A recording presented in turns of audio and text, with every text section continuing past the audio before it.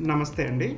ఇప్పుడు మనం blood cancer patients ఈ దీపావళికి ఎలాంటి జాగ్రత్తలు తీసుకోవాలి అన్న టాపిక్ గురించి మాట్లాడదాము.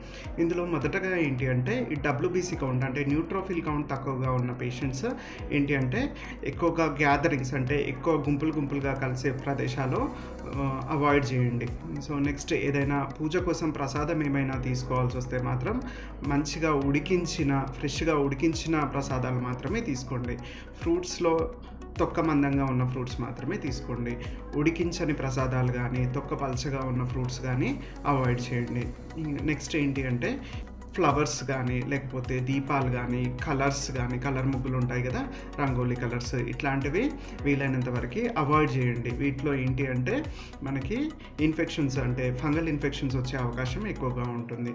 నెక్స్ట్ ఏంటి అంటే టపాకాయలు కాల్చినప్పుడు దెబ్బలు తగలకుండా చూసుకోండి. మాస్క్ ధరించండి. టపాకాయలు కాల్చడం అయిపోయిన తర్వాత మంచిగా హ్యాండ్ వాష్ చేసుకొని మాత్రమే నెక్స్ట్ ప్రాసెస్‌కి వెళ్ళండి.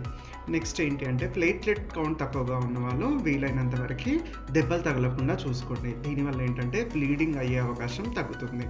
నెక్స్ట్ ఏంటి అంటే మీ రెగ్యులర్ మెడికేషన్స్ అంటే మందులు క్యాన్సర్ మందులు కానీ, లేకపోతే ఇన్ఫెక్షన్ మందులు కానీ మీ రెగ్యులర్ మందులు టైం టు టైం వేసుకోండి. సో పూజ ఉంది, ఫాస్టింగ్‌లో ఉన్నాము, వేరే ఊరు వెళ్ళాము, ఇట్లాంటి సాకులేమీ లేకుండా మందులు టైం టు టైం వేసుకోండి. లాస్ట్ బట్ నాట్ లీస్ట్ ఏంటి అంటే మీకు ఏదైనా ఫీవర్ కానీ, లేకపోతే దగ్గు కానీ, కడుపు నొప్పి కానీ, వాంతులు కానీ, ఏదైనా బ్లీడింగ్ వస్తే ఇమ్మీడియేట్‌గా మీ దగ్గరలో ఉన్న హాస్పిటల్‌కి వెళ్ళండి. ఈరోజు పండగ కదా! డాక్టర్స్ ఉంటారో ఉండరో అని నెగ్లెక్ట్ చేయకండి.